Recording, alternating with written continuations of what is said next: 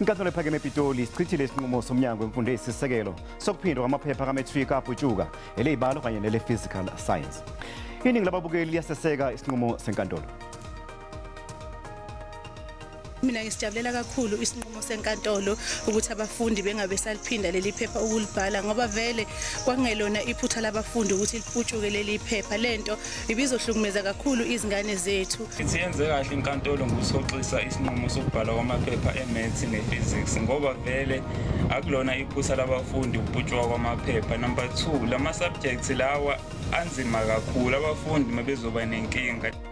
Isithandile mina lesinqumo esithathwe inkantolo sokuba iphepha lingabhalwa kabusha ngoba kunabanye abafundi bengagogelanga nje bona bebezalibhala kabusha leli phepha libe selinzima kakhulu. Bekuvele nje kade kudlalwa ngeingane indawo ekuputshwe kulona iphepha liziyaziwa akuputshukanga ngeSouth Africa yonke izingane zazisizirevayizile zabhala zadlule ebunzimeni iMaths nePhysical Science akusiyona isubject yokudlala.